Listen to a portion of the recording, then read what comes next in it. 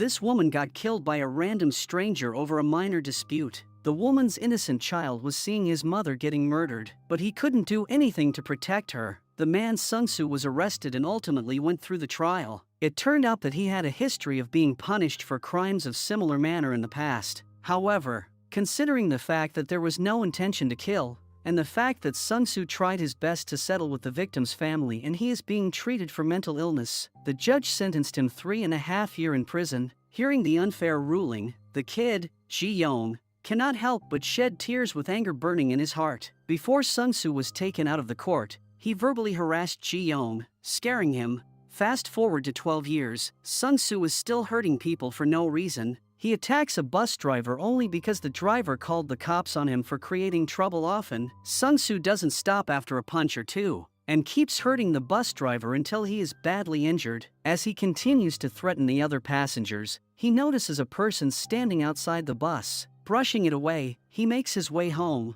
only to be stopped by that mysterious man. The man launches a punch at Sung-soo, and when Sung-soo tries to retaliate, he subdues his attack. Wearing a brass knuckle, the mysterious man begins punching Sung-soo in the face until he dies. This man is none other than Ji-young, who lost his mother because of Sung-soo 12 years ago. He is becoming a police officer and spends most of his time in the police academy. With impressive judo skills, he catches the eye of his instructor, Jun-yob, who believes Ji-young is ready for fieldwork. By day, Ji-young is a focused police officer, but by night, he transforms into a vigilante, seeking out criminals who slip through legal cracks. One night, he witnesses 2 men menacingly urinating on someone's window, intimidating the resident. Ji-young steps in, swiftly incapacitating the offenders, and making a quick exit, leaving the shocked woman behind. That night, he reads another news about a doctor who is still seeing patients despite sexually assaulting the victims and filming them. He was given a 6-month sentence, and he wasn't even stripped of his license. Realizing the flaws of the law in this case, Ji-young takes the matter into his own hands. As the doctor is about to assault another of his patients,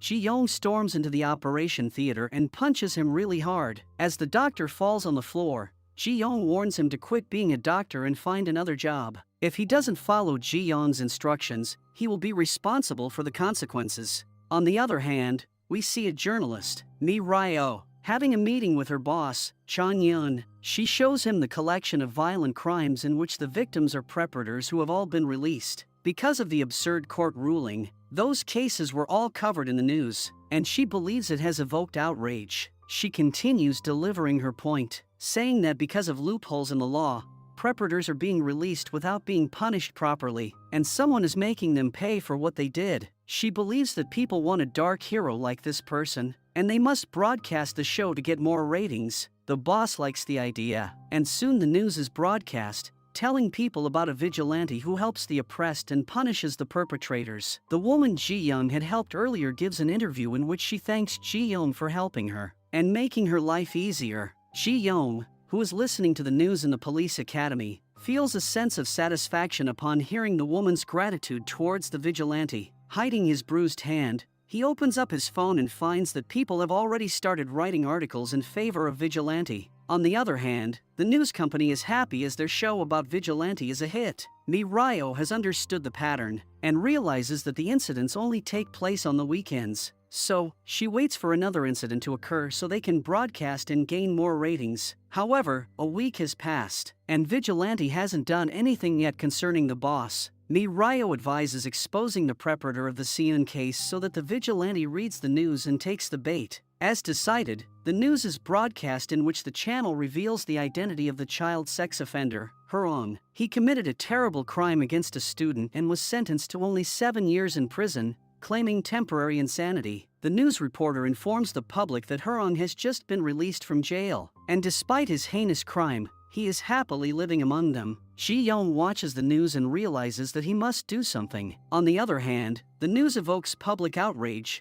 with people protesting outside Hurong's house, demanding for him a death sentence or life imprisonment. Mi Ryo is also waiting outside Hurong's house, happy that her plan is working. In order to get more information about Hurong, Ji-young accesses the police computer which has the data on all the cases. He digs deep into the case files, ready to teach the preparator a lesson. At night, When Hurong gets out of his apartment, Mirio begins following him. However, she loses him at the port. Later, we see Hurong dressed as a delivery boy arriving at his victim's building. A police officer is standing outside her apartment to ensure her safety. Without wasting time, Hurong takes out a knife and attacks the police officer, who retaliates but fails to subdue the assailant. Hurong manages to stab the officer, but instead of backing away, the officer keeps fighting until Hurong throws acid at his face. Hearing the disturbance, the girl gets out of the apartment only to get caught by Hurong. Hitting him, she tries to escape, but Hurong catches her again. He intends to kill her as he believes that it is her fault that people are cussing him. He thinks that if he had killed her back then nothing of this would have been happening. Just as he's about to harm her, Ji-young intervenes, delivering a powerful blow that sends Hurong tumbling down the stairs. Despite Hurong's attempts to resist, he proves no match for Ji-young's judo prowess. Ji-young breaks his arms, lands punches on his face, and hurls him against a window, shattering it. In the face of defeat, Hurong pleads for mercy, prompting Ji-young to instruct him to write an apology on the wall. Meanwhile, Mirio is on her way to the girl's apartment when she runs into Ji-young, who has just finished his job. Soon after, Mirio arrives at the building and pretends to be one of the residents. She manages to head inside while the officer on duty is being rescued. As she arrives at the scene, she can't help but smile, seeing the message written on the wall with Hurong's blood. The message made it clear that the vigilant would catch the wicked in the end and make them pay for their crimes. The news spreads of Hurong's demise. Now, the people are sure that there is a vigilante. However, the police see him as a murderer. They believe that the vigilante didn't kill Hurong while helping the victim, but he intended to kill Hurong from the start. The chief of police instructs the head of the case, Officer Inchan, to stop the media from portraying Vigilante as a hero but rather a murderer. Officer Jun Yob, who is called to join the investigation, visits the incident site and realizes that the culprit, aka Vigilante, knows how the police investigate as he didn't leave any clue behind. Officer Inchan shares with him how people have been calling the police complaining about the investigation as they believe Vigilante did the right thing. Meanwhile, Mirio's news company is also getting criticism for making a criminal look interesting in the public's eyes. Chang Yun is frustrated, but Mirio makes him realize that they are doing nothing but improving the ratings of their channel. In fact, she has found 3 more cases to attract Vigilante again. The following day, it is on the news how a man named Du Yip broke into the house of his ex-employer with runaway teens and brutally murdered the children and their mother. Du Yip tried to blame it all on the young boy, Sung Yeol, who received a lenient punishment due to his age. That's how he got away with the crime. Ji-young watches the news and decides to dig deeper into the case. At night, he sneaks out of the room and carries out his research. Fully equipped with the necessary information, he opens Du Yip's social media and finds the location of the club he frequently visits. There is a negative comment on his post in response to which Du Yip threatened to kill the commenter. Realizing that Du Yip is still living the life of a criminal,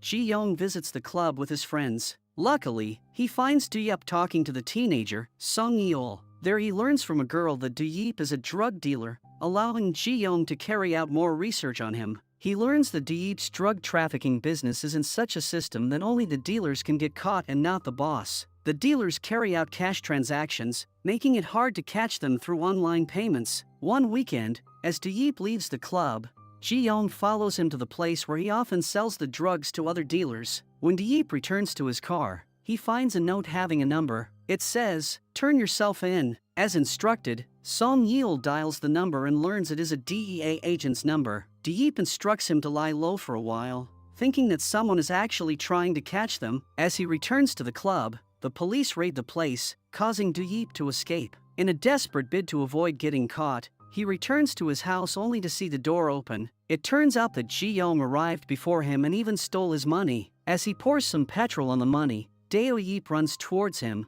but Ji-young punches him really hard and instructs him to repent on his sins. Do Yip laughs, showing no remorse for the murders he committed. Ji-young sets the money on fire, igniting a fight with Do Yip. Do Yip tries to use the shovel to attack Ji-young but ends up getting badly beaten instead. Ji-young strangles him with the chain and keeps punching him until he begs for mercy. He then shows Do Yip the video of the family he murdered and instructs him to say sorry to the departed souls. The following day, the police arrive at the scene and find Do Yip dead. Angered at these murders by the vigilante, the police promise the public to put an end to it. As this is an issue of heightened public attention, a special investigation headquarters is formed with the cooperation of all agencies and police personnel. Though the police are trying to create negativity for Vigilante, the public seems to like him. To solve the recent case, the team leader of the Regional Investigation Unit, Jo Hyun, meets Song Yeol and tries to scare him using his strength to bend the coin. He then takes the kid outside and asks him if he saw anyone suspicious around Yeep in the club. When Song Yeol doesn't cooperate with him, Jo Hyun punches him in the face and gives him a last warning before hanging him down from the railing. In a desperate bid to save his life, Seon Yeol then spits out how Yeep orders him to call a DEA before dying. Jo Hyun then pulls him up, after which he receives a call from his senior. Jo Hyun promises him to catch the vigilante at all costs. Because of the recent incidents, people have started copying Vigilante, taking the law into their own hands. Some teenagers set a criminal's car on fire before fatally harming him. A total of 18 incidents happened across the country, and the people responsible for them think that they have done the right thing. To stop the ongoing insanity, Jo Hyun is determined to catch the real vigilante fast. Song Yeol confessed to all his crimes, making it evident that people are now more afraid of the vigilante than the prison. Later that night, Ji-yeon finds another case in which a delivery man accidentally got hit by a truck driver. Instead of calling 911, the driver, Choi Gyu-ho, reruns the truck over him to end his life. Though he deliberately killed someone, he was sent to prison only for 1 year. After reading the public opinion on the guy, Ji-yeon decides to take the case, taking a photograph of the data. The following day, the delivery man's mother approaches Gyu-ho and grabs him by his collar, infuriated at his short sentence. Instead of apologizing, Gyu-ho yells at her, saying he is now innocent as he has received his punishment. Ji-yeon hears their conversation and realizes that Gyu-ho has no regrets at all. Later that night, as Gyu-ho is chilling in the bathhouse, he is approached by the vigilante, who submerges his head into the water and kills him without giving him a chance to repent. This vigilante is wearing a mask, revealing that he is fake as the real vigilante. Ji-yeon is in his neighborhood helping his old neighbor. Just then, he watches the TV and learns about Gyu-ho's demise, now being shown as one of Vigilante's murders. Jo Hyun arrives at the scene but finds no clue about the vigilante. Another news channel broadcasts the news, enraging Mireille, who has been planning to show the truck driver's case to draw Vigilante's attention. Not only this, the rival channel broadcasts another show, telling people about the newly released individuals convicted of heinous crimes. The fake vigilante takes the bait and kills each one of them without giving them the time to repent. Soon, this man sends a video message to a broadcasting station, addressing the people of Korea. In the video, he shares his empathy for the victims. Though he admits that vigilantism is a crime, he still declares that he won't stop his vigilante activities no matter what. Seeing the video, Ji-yeon is upset as Vigilante's reputation is being destroyed because of the fake vigilante. On the other hand, Jo Hyun believes that if the police fail to catch the vigilante, he will start to feel invincible, and because of the praise of the people, he will cross the line even further. Soon, the police find a vigilante, but Jo Hyun immediately recognizes that he is the fake one. When Officer Incheon asks how he knows this, Jo Hyun responds that the real vigilante won't make a coward face on getting caught. Later, Ji-yeon's neighbor is picking cardboard when a man named Sun-do yells at her for getting in his way. The old woman takes a moment to respond, and in that pause, Sun-do strikes her with his car, causing severe injuries. Witnessing this, the nearby store's shopkeeper intervenes, questioning Sun-do about his heartless actions. Instead of remorse, Sun-do retaliates, assaulting the shopkeeper. A scuffle ensues, with the shopkeeper gaining the upper hand. Shortly after, the police arrive and apprehend Sun-do for intentionally causing harm to the woman. The incident gains media attention, highlighting flaws in the legal system. The man who harmed the woman is now hospitalized, while the one who attempted to protect her is arrested for confronting the assailant. Watching the news, Ji-yeon becomes furious upon discovering that someone tried to kill the woman he cares about deeply. As night falls and others retire to sleep, Ji-yeon dives into his research. Meanwhile, Sandu's brother resorts to threatening the elderly woman, attempting to settle the case for money. He doesn't even care that the woman is bound to the bed. Under cover of night, Ji-yeon tails the brother to his turf, delivering a swift kick and then strangling him. On a parallel track, Mireille briefs her team on a new strategy involving the monitoring of the hospital to catch the vigilante in action. Simultaneously, Jo Hyun and his team arrive at the hospital where Sun-do is receiving treatment. Mireille positions her cameras, keeping a keen eye on the hospital proceedings. Just then, the cop on duty receives a call that someone has hit his car in the parking lot. It was just a diversion, allowing Ji-young to make his way to Sandu's room. While suffocating the culprit, Ji-young threatens him, ordering him to tell the judge that he deeply regrets his action and wants a maximum sentence. But if he doesn't do that, Ji-young warns him that he will come again and make sure he will suffer much more pain than the old lady. As the police catch wind of a false call to the on-duty officer, they swiftly head to Sandu's room. En route, Jo-hyun crosses paths with Ji-young, disguised in a doctor's coat. Discovering Sandu restrained on the bed, Jo-hyun promptly instructs his team to search for a man in his 20s donning a doctor's coat, suspecting him to be the elusive vigilante. Officer Incheon heads to the security room, only to find all CCTV cameras malfunctioning. Jo-hyun walks down the stairs and follows Ji-young, but our vigilante manages to get away before getting caught. Sandu has decided to surrender himself to the cops. As he reaches for his phone to call his brother, the imposter vigilante suddenly appears, knocking him to the floor. While Ji-young is exiting the premises, the imposter hurls Sandu out of the window, leading to his demise. Police officers gather around the lifeless body, and reporters prepare to broadcast another tragic event. Still perplexed, Ji-young witnesses the fake vigilante fleeing the hospital. Observing the man escape in an ambulance, Ji-young catches up, entering the vehicle to unravel the mysteries surrounding this mysterious vigilante. Driving the ambulance to the rooftop parking, the killer praises Ji-young's actions, expressing admiration for his work. He discloses his role in erasing Ji-young's traces, ensuring the police can't track him down. In fact, he is the one who tampered with the CCTV cameras. He proposes becoming Ji-young's sidekick, aiming to assist in catching bigger prey. However, Ji-young sees him as a ruthless murderer who is unwilling to give his victims a chance to repent. A clash erupts, and surprisingly, the imposter vigilante proves to be as tough as Ji-young. Ji-young shares his vigilantism philosophy with the imposter vigilante, admitting that he fills the gaps where the law falls short. However, he points out that the fake vigilante has damaged his reputation. Their struggle persists until the imposter is left suspended against the wall. He pleads for Ji-young's help, even offering to unveil his identity by removing his mask. Defying the plea, Ji-young instructs the man to find his own path and then departs the scene. Meanwhile, Jo-hyun diligently sifts through the information of the hospital staff. Mi-ryo has a video of Ji-young, but his face remains hidden. While Ji-young tends to his wounds, he receives a message from the fake vigilante, offering to be his alibi. However, Ji-young's response remains unchanged. The next day unveils the identity of the imposter vigilante. Jo Gang-guk, the vice chairman of DK Group and the primary sponsor of the broadcasting station, where Mi-ryo works. Learning that Mi-ryo possesses a video of Ji-young, Gang-guk swiftly heads to the broadcasting station. He proposes sponsorship to allow Mi-ryo to discuss vigilante in her articles freely, but she refuses to be under anyone's control. Getting straight to the point, Gang-guk expresses his admiration for the vigilante. In line with this, he seizes the USB to eliminate any evidence of vigilante.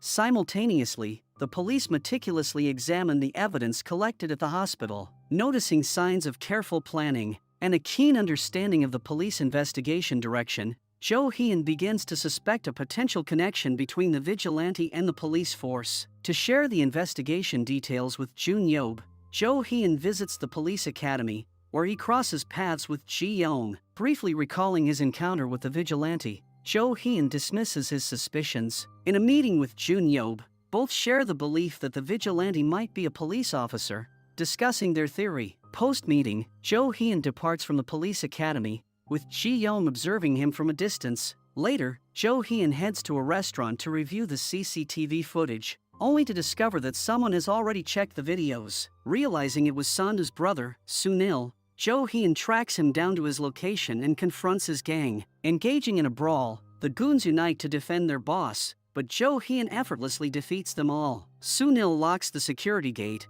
prompting another attack on Jo-hyun. However, with astonishing strength, Jo-hyun subdues the men quickly, sending them to the floor. Demonstrating his formidable power, he breaks the security gate and faces Sunil. He warns him against conducting his own investigation, otherwise, he will have to face the consequences. In the midst of a class, Professor Jun-yob inquires about the injuries on Ji-young's face. Ji-young attributes the wounds to a practice session with his gym teacher, Before Junyob delves further into the story, a police officer arrives, seeking Ji-young. Accompanying the officer is a girl who expresses gratitude to Ji-young for assisting her the previous night when she faced harassment from some intoxicated man. At first, Ji-young is a bit confused, but realizing that it might be help from Ganguk, he decides to go along with the scenario. When questioned about his fabricated story regarding the injuries, Ji-young explains that he believed a scuffle between a police university student and a civilian could pose problems. It dawns on Ji-young that he might require Ganguk's support in his journey. The following day, Mi-ryo pays a visit to her friend, D-seek, in his office. When inquired about a company called Sewell Future Resources, D-seek discloses its involvement in various domains, including running the largest illegal gambling site in Korea and engaging in drug dealing. It comes to light that Do-yeep, the drug dealer Ji-young eliminated, was associated with this company. Furthermore, Kim Sam-do, the company's owner, is notorious for his criminal activities and recently escaped charges despite compelling evidence. D-seek proposes that Mi-ryo accompany him to meet an actor named Yoon Jae-hak, who claims to have information about Sewell Company. Upon reaching the actor's residence, they are met with shock as they discover Yoon Jae-hak hanging from a rope. The duo attempts to convince the police that it was a murder, but with a suicide note found near the body, their claims are dismissed. They are instructed to leave the police station. Frustrated, Mi-ryo questions D-seek about the possible location of the evidence. D-seek discloses that the actor changed the meeting location at the last minute, hinting that the evidence might still be there. Meanwhile, Ji-young contacts Ganguk, arranging a meeting near the bus terminal. Upon arrival, the girl sent by Ganguk leads Ji-young to a meeting spot. However, it becomes apparent that Jo-hyun is keeping an eye on Ji-young. After the girl departs, Jo-hyun approaches Ji-young, introducing himself as the head of the team investigating the vigilante. It becomes apparent that Jo-hyun harbors suspicions about Ji-young being the vigilante. He issues a warning, advising Ji-young to cease his vigilantism. Jo-hyun's strategy is not to arrest the vigilante but to stop him. It is because arresting him might turn the vigilante into a sympathetic figure. He can gain public support, transforming him into a hero. Later, Ji-young contacts Ganguk and orders him to clone Jo-hyun's phone, saying that he will then think of working with Ganguk. Simultaneously, D-seek and Mi-ryo head to the location specified by the actor for their meeting. Surprisingly, it turns out to be a container housing Sewell's illegal servers. To gather evidence, Mi-ryo records the computers, uncovering traces of QQ coin mining. Just then, an unknown person enters the container, having spotted D-seek and Mi-ryo's car outside. While Mi-ryo hides under the table, the man discovers her. D-seek intervenes, grabbing the intruder from behind. In a courageous effort to protect Mi-ryo, D-seek succumbs to multiple stab wounds, sacrificing himself to buy her time for escape. Just as the assailant tries to catch her again, she successfully manages to escape from the area. Later that night, she returns with the police, but to her astonishment, the container is empty. There is not a single trace of the computers or D-seek's body. Meanwhile, Jo-hyun receives a call from Chief Superintendent General Eom Jae-hyub, the individual who assigned him the task of catching the vigilante. Eom Jae-hyub directs Jo-hyun to put an end to the vigilantism, emphasizing that realignment is approaching and he doesn't want the ongoing situation to hinder his progress. Meanwhile, Mi-ryo's news channel airs another episode, exposing the Sewell Company's illicit activities. The report discloses that Sewell's chairman, Sam-do, orchestrated a staggering 800 billion illegal cryptocurrency exchange using QQ coin, as evidenced by traces found in the container Mi-ryo visited. The broadcast includes screenshots of chats with the actor who unveiled Chief Superintendent General Eom Jae-hyub's involvement in supporting Sewell. Jae-hyub's involvement is confirmed when he is seen conversing with Sam-do, strategizing their next moves. The perpetrator behind D-seek's murder is revealed to be Mr. Bang, frequently employed by Sam-do for unlawful activities. Instructed to abduct Mi-ryo, Mr. Bang sends a man to her office building to carry out the task. The assailant tosses Mi-ryo into his vehicle. However, before he can drive away, Jo-hyun arrives and delivers a powerful slap, rendering him unconscious. Jo-hyun then advises Mi-ryo against providing vigilante with more prey, like in the Sewell case. Mi-ryo, however, rejects his advice, prompting Jo-hyun to warn her of the consequences. The man who assaulted Mi-ryo regains consciousness in Jo-hyun's car. He attempts to resist, but a swift punch from Jo-hyun forces him to realize surrender is his only viable option. Questioned by Jo Hyun, the man divulges how Sam-doo utilizes Mr. Bang's services for various tasks, including the abduction of Mi-ryo, which he was assigned to carry out by Mr. Bang. Now, Jo Hyun is en route to the location the man recently visited, discovering it to be a farm owned by Sam-doo. It is the place where he carries out his heinous acts. Jo Hyun retrieves his shield from the car and engages in a fierce confrontation with Sam-doo's men. Utilizing his remarkable strength, Jo Hyun systematically takes down each opponent. Armed with a big trophy, he delivers powerful blows while shielding himself. Before long, he successfully incapacitates all the men in his path. Shortly after, the police arrive at the scene, uncovering dozens of bodies, some being consumed by pigs. Instead of exposing Sam-doo's activities, Jo Hyun decides to manipulate the situation, framing the men at the farm as the vigilantes. The police depict Sam-doo's farm as the vigilante murder factory, even falsely claiming to have discovered the DNA of vigilantes' victims. To debunk the police's fabricated narrative, Ji-young shadows his next target, one of Sam-doo's associates named Junsik. He is a drug offender with 3 prior sexual assault charges. As Junsik is on the verge of assaulting another woman, Ji-young intervenes, attacking him from behind and knocking him to the ground. After subduing Junsik, Ji-young steals a diary containing crucial information about Sam-doo. Later, news channels broadcast the recent incident, portraying Junsik's demise as the work of vigilante. The broadcasts reveal a message left at the crime scene, exposing the false narrative crafted by Jo Hyun. This incident threw a wrench into Jo Hyun's plans, leaving him enraged. On the flip side, Mi-ryo finds herself in a good mood after getting fired by her boss. He accused her of painting a criminal organization as heroes by calling them vigilante. However, with Vigilante's recent appearance, Mi-ryo felt vindicated, proving she was right all along. Upon returning home, Ji-young encounters Jo Hyun, who follows him until they reach a bridge. Although Ji-young manages to slip away temporarily, Jo Hyun eventually catches up. He urges Ji-young to abandon vigilantism, offering to guide him out of the mess. Unwilling to comply, Ji-young asserts that Jo Hyun follows someone else's orders and handles his cases unofficially. Ji-young questions why he should follow a man like that. A scuffle ensues, with Jo Hyun effortlessly overpowering Ji-young, considering him no real threat. Urging Ji-young to cease his vigilantism, Jo Hyun insists that the police will handle the aftermath of the mess he's created. He emphasizes that Ji-young has crossed a line by taking the law into his own hands. Despite the severe beating, Ji-young remains resolute. He refuses to abandon his duty to aid the vulnerable in their struggle against the intimidating and oppressive legal system. Growing frustrated with Ji-young's persistence, Jo Hyun reaches a breaking point. He decides to put an end to Ji-young's life to stop what he perceives as insanity. Ji-young breaks free and proposes a deal to Jo Hyun. He suggests that if Jo Hyun can demonstrate that the law is still effective by bringing justice to Sam-doo and General Jae-hyub, he will join forces with him. However, if Jo Hyun fails to punish the duo for their crimes, Ji-young will take matters into his own hands to stop their illegal activities. The next day, General Jae-hyub calls Jo Hyun and instructs him to step down as the head of the investigation. When Jo Hyun questions whether it's related to the Sewell case, General Jae-hyub advises him to disregard media speculation and resign from his position immediately. This raises suspicions for Jo Hyun, sensing something fishy. Meanwhile, Ji-young assigns Gangdok the task of setting up a studio for Mi-ryo. The goal is to provide her with a platform to openly discuss vigilante and expose Sam-doo and General Jae-hyub. When Mi-ryo questions Gangdok's motive, Gangdok explains that his aim is to find the vigilante. When asked about her next move, Mi-ryo discloses her plan to expose Sam-doo's actions, forcing government agencies to launch an investigation. Gangdok supports Mi-ryo, emphasizing that they are on the same side. Mi-ryo kicks off her show,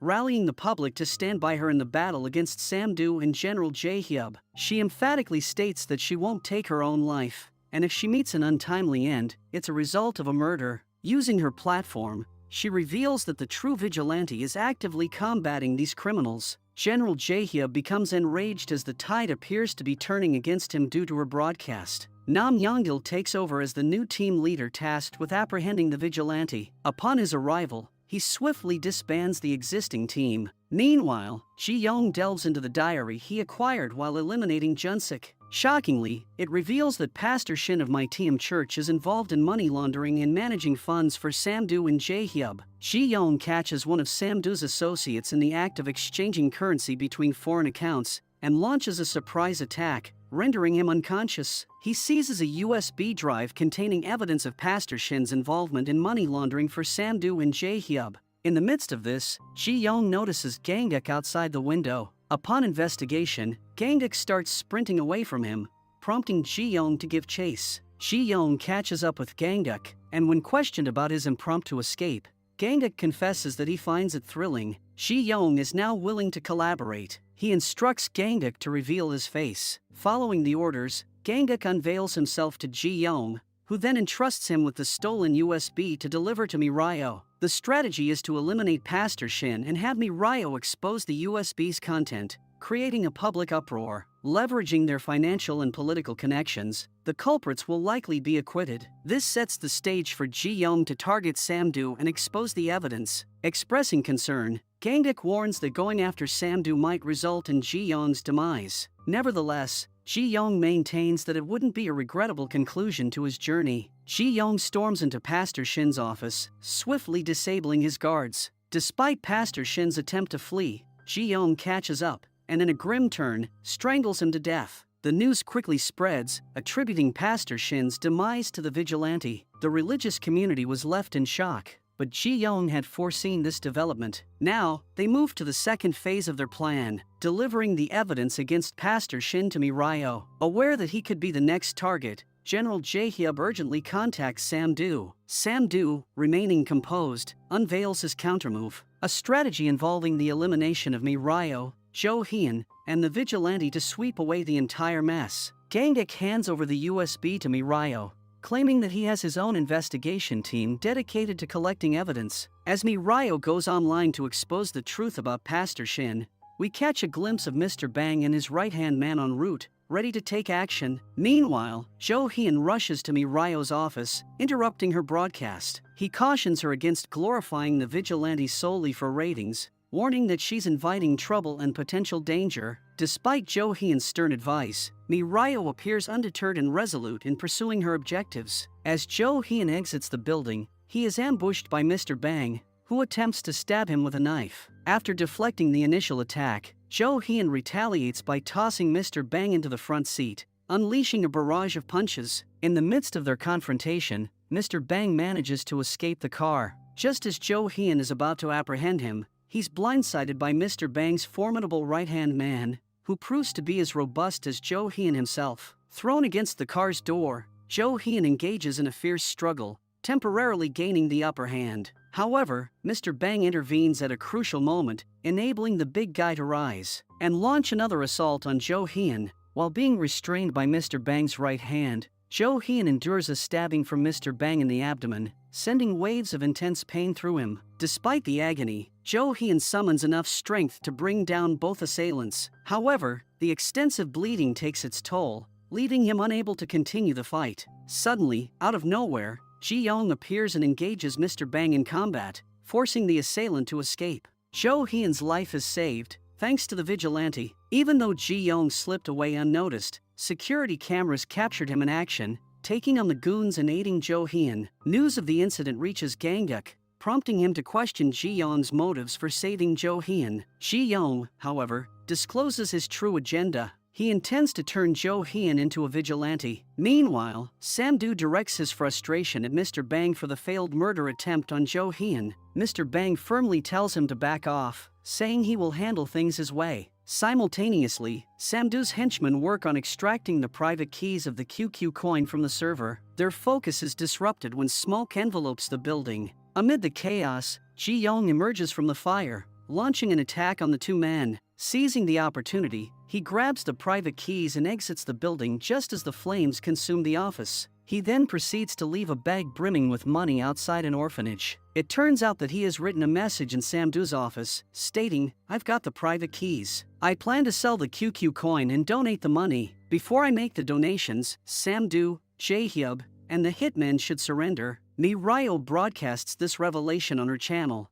presenting compelling evidence of Samdu's entanglement in money laundering. Previously lacking evidence, Government agencies now have grounds to arrest and probe Samdu. Samdu confronts Jae-hyub at his residence, leveraging knowledge of the QQ coin's intended use for political funds. Feeling the pressure, Jae-hyub offers a deal to ease Samdu's situation, a 6-month jail term. He believes this is the only way he can distance himself from the public eye. Frustrated and angered, Samdu vents his displeasure at his right-hand man for failing to apprehend the vigilante and prevent Mirai from exposing their activities. Meanwhile, Mr. Bang takes matters into his own hands, orchestrating the murder of the orphanage owner. He cleverly stages it to appear as the vigilante's handiwork. The media and the police, however, perceive it as the deed of a vengeful criminal organization targeting the vigilante. Recognizing the urgency to prevent more innocent casualties, Ji-young reaches out to Gangduk during the night. Despite being aware of Samdu's ploy to draw out the vigilante, Ji-young feels compelled to act before more lives are at risk. He specifically directs Gangduk to keep a vigilant eye on Mirai, understanding that her life is now in jeopardy. As anticipated, Samdu's right-hand man and his crew gather outside Mirai's building with sinister intentions. Sensing the imminent threat through the CCTV camera, Mirai swiftly installs smaller cameras in her studio, capturing the unfolding attack. Going live online, she updates the public on the dire situation. Spotting the surveillance devices, the assailants systematically dismantle them, initiating a destructive rampage. Despite their efforts to locate Mirai, she manages to keep the public informed. Unfortunately, they eventually find her and destroy her phone, stopping the live stream. However, before they can abduct her, Gangduk intervenes just in the nick of time. Armed with a baseball bat, he takes on the assailants, successfully failing their attempt to harm Mirai. Upon witnessing the live stream, Nam Yongdil and his team rush to Mirai's studio, only to discover it empty. To their surprise, Mirai is sitting there as if nothing happened. Taking her to the police station, they inquire about her miraculous escape from the perilous situation. Opting not to disclose Gangduk's identity, Mirai suggests that someone must have come to her aid upon seeing the live broadcast. Mirai heads back from the police station and decides to relax with a refreshing bath. In the midst of this, the lights unexpectedly go out, suggesting an unwelcome presence in her apartment. Meanwhile, at the police academy, Nam Yongdil arrives for a conversation with Ji-young. He's under suspicion for leaving the academy on the night of Mirai's attack. Adding weight to this suspicion is the discovery that the phone used to sell cryptocurrency was activated at the school. Later, Ji-young sets off to meet Gangduk. Simultaneously, Officer Nam Yongdil conducts research at the police academy, and Ji-young discovers about it from a friend. Soon, Officer Inchan informs Nam Yongdil that the forensic report on the phone's location has arrived. Following the lead, they find the location pointing to President Jae-hyub's office. It turns out Ji-young was the one who activated the phone in Jae-hyub's office, leaving it there to divert suspicion onto the president. In the search, Ji-young also discovered a burner phone Jae-hyub used to contact Samdu. Nam Yongdil arrives, locating both phones. Jae-hyub confronts them, angered by the search in his office. After advising Jae-hyub to confess before the forensic reports are out, Nam Yongdil leaves the office. It prompts Jae-hyub to take drastic measures to avoid getting exposed. On his way to the forensic office, Nam Yongdil's car collides with a truck, leading to his tragic demise. Meanwhile, Jo-hyun, on the path to recovery, learns about his colleague's death. Meanwhile, Ji-young receives the news and is deeply shocked. That night, Jo-hyun approaches him. Ji-young confides in him, disclosing that he led Officer Nam Yongdil to the evidence against Jae-hyub. Fueled by anger over the death of an honest police officer, Ji-young expresses his determination to take matters into his own hands. He declares his intent to bring justice by personally dealing with all those responsible for the tragic incident, as he believes the system has failed in doing so. On the other side, it comes to light that Mr. Bang has kidnapped Mirai under Jae-hyub's orders. He's subjecting her to torture in an attempt to extract information about the vigilante. Despite the pain, Mirai remains strong, refusing to reveal the truth. Meanwhile, Gangduk visits Mirai's place and discovers her abduction. He promptly informs Ji-young, and they collaborate on strategizing their next moves. The vigilantes head to Samdu's office, taking on his men with force. Observing a goon in conversation with Samdu, Ji-young intervenes, forcing him to read a message. Ji-young proposes a deal. In exchange for Mirai's release, he's willing to return the private keys of the QQ coins he stole. Upon learning this, Samdu contacts Mr. Bang, offering him a payment 5 times greater than Jae-hyub's in exchange for Mirio. Initially resistant, Mr. Bang changes his mind upon discovering that Ji-young is coming to rescue Mirio. Fueled by a desire for revenge after their earlier confrontation, he agrees to the deal. Sam-doo, on the other hand, instructs his right-hand man to assemble all his men so they can kill everyone involved: Mirio, Mr. Bang, and the vigilante. Later that night, Ji-young's friend, Seon-wook, approaches him, expressing concern about Ji-young's recent absence from classes. Though suspecting something is amiss, Seon-wook refrains from pressing Ji-young for details. Before leaving, Seon-wook advises Ji-young to prioritize attending school. Meanwhile, Jo-hyun, fueled by the determination to avenge Yeongil's death, prepares captured members of Sam-doo's gang for the impending battle. The next morning, Sam-doo heads to the stadium as instructed by Ji-young, while Mr. Bang releases Mirio to bring her to the same location for the exchange. Sam-doo's men arrive and forcefully clear the area, their focus fixed on the CCTV cameras to spot the vigilante upon his arrival. They eventually notice a man in a black hoodie entering the stadium. However, more individuals dressed in black follow suit. It turns out that Gangduk, using his influence as a businessman, has organized a themed concert with everyone dressed in black. Surprisingly, Seon-wook is among the audience. Mr. Bang arrives and decides to stay true to the promise he made. Sam-doo's men enter the stadium, while Mr. Bang's right-hand man, Sodal, blends in with the crowd to carry out the exchange involving Mirio and the private keys. Spotting Ji-young, he gives chase but fails to find him in the sea of people. Seizing the opportunity, Ji-young takes Mirio's hand and swiftly leads her away from the bustling crowd. As Sodal tails the duo, Gangduk strategically appears before Sam-doo, diverting the attention of his men. Leading them away, Gangduk allows Ji-young to hide behind a car, where he instructs Mirio to start a live stream. Amidst Mirio initiating the live broadcast, a brawl ensues between Sodal and Ji-young. Meanwhile, Jo-hyun, catching wind of the live stream during his workout, rushes to the stadium with the captured Sam-doo's men.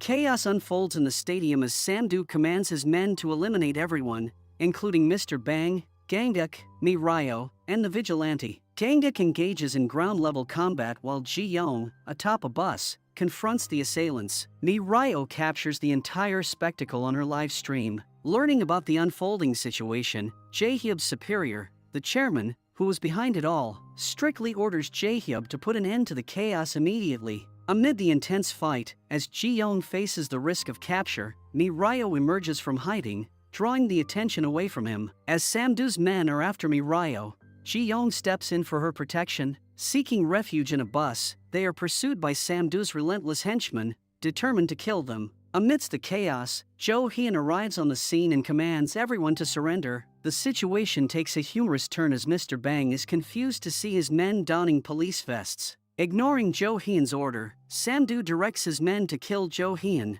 He then shifts his focus to Ji-young, brandishing a knife. As Ji-young finds himself overpowered, an unexpected ally, Seon-wook, arrives on the scene. In the ensuing struggle, Seon-wook gets stabbed by Sam-doo. Ji-young manages to knock Sam-doo down, but before he can take further action, the arrival of police cars causes everyone to disperse. Ji-young pursues Sam-doo, determined to apprehend him. As Sam-doo's men pursue them, Gangduk stops their way, providing Ji-young the chance to continue his pursuit. A confrontation unfolds between Sam-doo, Mr. Bang, and Ji-young. Jo-hyun soon joins the fray, and a chaotic brawl ensues among them. Jo-hyun takes on Mr. Bang, while Ji-young confronts Sam-doo. Suddenly, the door to what appears to be a massive water storage tank is forcefully closed, and Jae-hyub reveals himself. He condemns Sam-doo for his business failures before fatally shooting him. Armed with a gun, Jae-hyub opens fire on the others, forcing them to seek cover. Jae-hyub manipulates the water tank valves, causing the area to flood.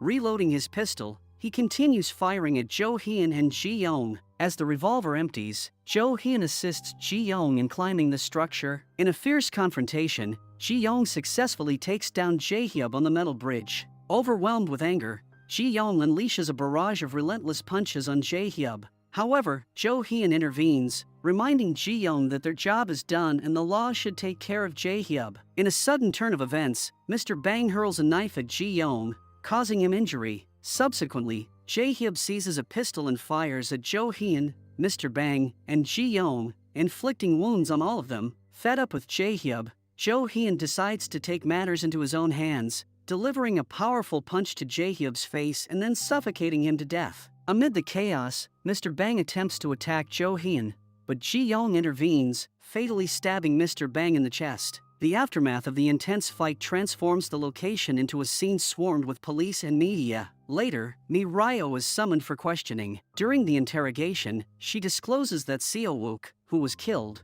was the vigilante. She chooses not to divulge the real name behind this vigilantism. The next day, Gangdek regains consciousness in his bed, receiving treatment. Surprisingly, it's revealed that his right hand looked after him and Ji-young, and took care of deleting all the CCTV footage. Meanwhile, Ji-young grieves the loss of his close friend, Sin-wook. Later on, in a conversation with Jo-hyun, Mi-ryo reveals how her dad faced an unjust accusation leading to his death. Shockingly, nobody stepped forward to help, even when aware of the truth. This heartbreaking incident compelled Mi-ryo to rally behind the vigilante, who became a symbol of hope for her, someone willing to stand up for the powerless. Yet, as she witnesses Ji-young mourning his friend, she is unsure if he is up to being the vigilante anymore. However, as the drama unfolds, we see the flames of vigilantism burning even brighter in Jo-hyun's eyes. He's more determined than ever to expose the chairman, the mastermind behind it all.